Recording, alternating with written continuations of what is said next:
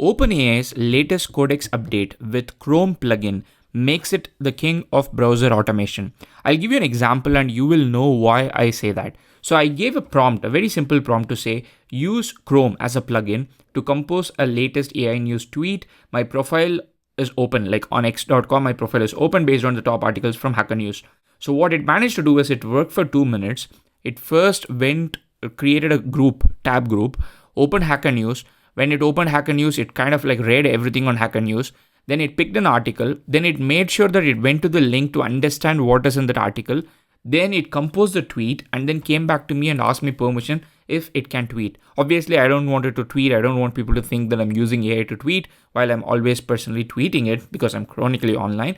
But the main point here is that this is making browser automation really, really useful for a variety of tasks, including, for example, if you want to fill a form, if you want to make Excel sheet manipulation, like a lot of different things. So in this video, I'm going to show you how you can use this. You're going to see a couple of use cases about how you can use a Chrome plugin within Codex and then get certain things done. First thing first, you have to always update your Codex. So if you open Codex, you will see check for updates. Click check for updates.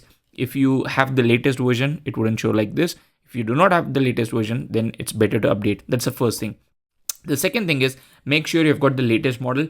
GPT 5.5 is really a great model. I primarily use it with the medium intelligence for tasks like this. But if you're actually coding, then you can go to high or extreme high, extra high.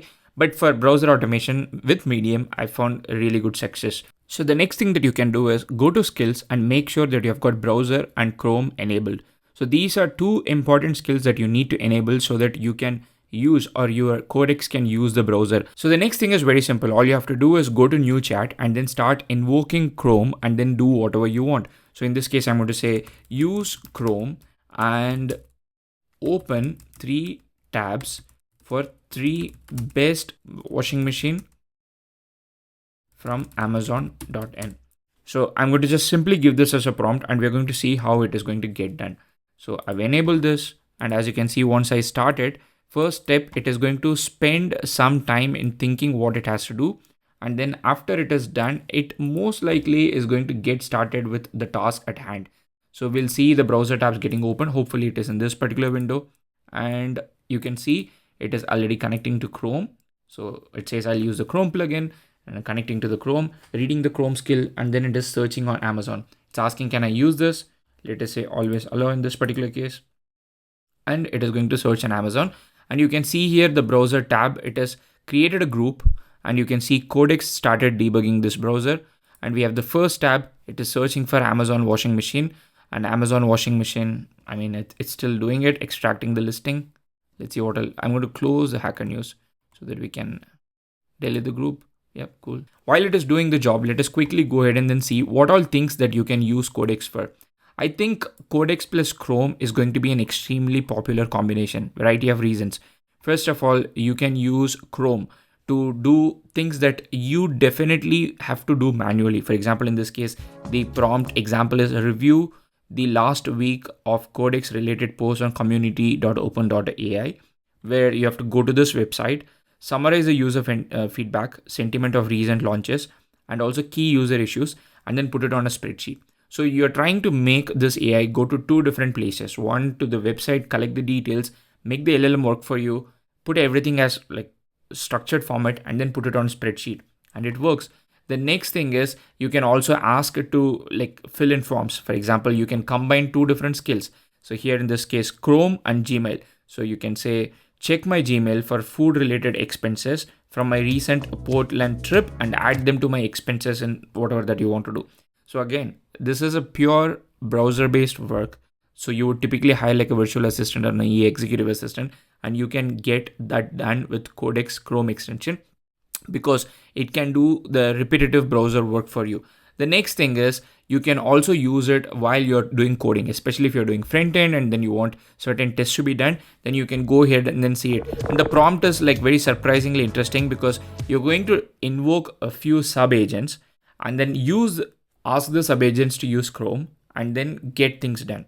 So now the sub agents can like invoke Chrome, and then within Chrome, they can create different tabs, and then within those tabs, they can create games and then test the games and then finally use it. So again, the another thing, very good thing about this particular thing, rather than having like a sandboxed Chrome browser, is here you can have a website that is logged in, so you don't have to share the authentication anywhere else, like computer use or with Atlas. So here, literally, like you can use, like for example, I can have the Gmail open and then ask it to use within my Gmail. This way, I don't have to do any sort of authentication. I think you can achieve the same thing with computer use as well.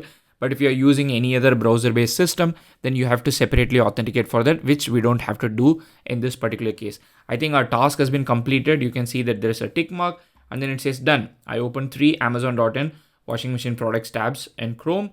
One is LG 7. So you can see the 7 kilo 5-star, Whirlpool 7.5 kilo, and then Samsung 8 kilo 5-star. I think this is a good choice because last few days I've been like literally researching about washing machine.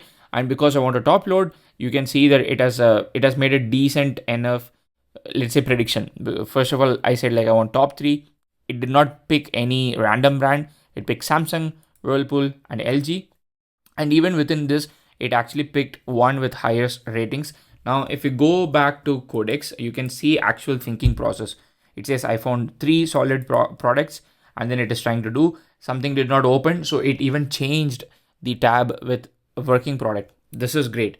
Now what I'm going to tell is I'm going to go ahead and then simply give one more prompt. So in this case, we're going to see create a new spreadsheet and put these 3 links and the product name and pricing there. Okay, let's I can also invoke the spreadsheet plugin, but I'm not going to do that here. Let's see what it does. Using Chrome, let me clearly say using Chrome, and then do this. So what we expect it to do is we expect it to copy these elements from these 3 different pages, go to spreadsheet, a new spreadsheet, and then add those information there. So you can see that it is already looking for the Amazon tabs. So that is the first task it is doing. And you also see that it has used the browser. It is trying to read all those things. So it says, I found the 3 tabs still open in the Codex group, and it is done.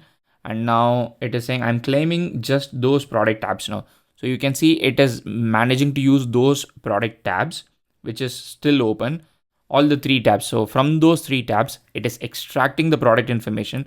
That is exactly what it is doing. So the raw extraction is done, but Amazon exposes multiple price fields, including MRP. I'm doing quick sanity check on price area, which is again a good thing. Like you can see here on this page, if you see there is price with exchange, price without exchange, there is some service fee, there is like EMI cost. I mean, this page is honestly a mess, but you can see that it knows that this page is mess, and then it wants to pick the right page and then use the right information. So it is even doing those due diligence and then doing it. I would also encourage you, if you're like worried about rate limits, maybe start with like low intelligence, but medium is probably the right aspect. So now that it managed to get all the pricing, in fact, like it got the pricing correct. So the LG one is like 17,990, the Samsung one is 19,490, and the Whirlpool one is 18,240. So it managed to pick the right pricing. Despite this page having like thousands of prices, it managed to get the right pricing, which is exactly what I want. I don't want the EMI one. I don't want with exchange. I want without exchange what the right pricing is. So it managed to get the right pricing. And then now it is asking me, can I do a new spreadsheet? And even to open the new spreadsheet, it is using the shortcut, which is sheets.new. And you can see here, it opens the spreadsheet.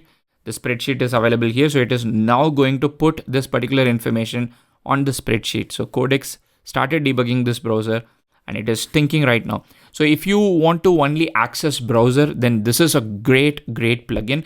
Right now I'm using it with Brave. Like when this feature was launched, I tested it with Brave. Unfortunately, at that time did not work. But right now, as of this recording, it works on Brave as well. But if your default browser is Chrome, it would work on Chrome without any issue at all. So it is inspecting the sheet UI, and then it is going to explore one. It's going to paste the table. Let's see if it is. Oh, it even managed to add the title. So as you can see here, it managed to add the title, and like you can see live, it is clicking. So Amazon washing machine comparison. Amazon washing machine is the title, the what it has pasted, and we are probably going to see it pasting the pricing as well. So okay, so it is verifying the sheet. The sheet is renamed. The table has been pasted, which is not correct. Let us see if it It takes a screenshot. It is going to see if the sheet has the table information. I think this is very interesting to see if it actually manages to figure out that the pricing is not there. Okay, so the title got pasted. It says it's a focus slip. Very interesting. I'm clearing this tray cell, resetting the clipboard to the table. Good. So wow, managed to do it. Cool. It is repasting into A1, and yeah. So this is typically you would hire somebody to do market research, ask them to put the data on spreadsheet and then send it back to you.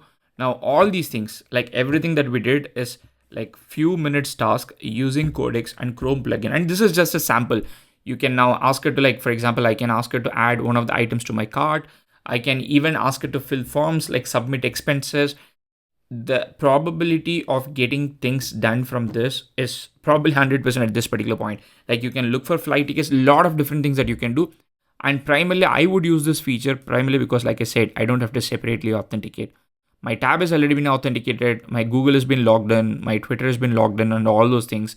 So all I have to do is I have to invoke Chrome and then get this done, rather than me going into a sandbox environment and then authenticating with everything. In fact, like, I can probably ask her to make the purchase if my Amazon account has the card like the debit card or credit card associated with the account. I think overall this is a great product. I mean, obviously the use case is not for OpenAI has not launched this for me to buy a washing machine, but like I said, like, the use case is enormous. Like, you can go to skills and then make sure you have got the browser skill, the Chrome skill, and then you can also, like, as in when it is asking you to add certain permissions, you can do it. But ultimately, I think this is a great feature. Browser automation at its best, thanks to OpenAI, Codex, and also Chrome. Let me know what you want to use this for, but otherwise, see you in another video. Happy prompting.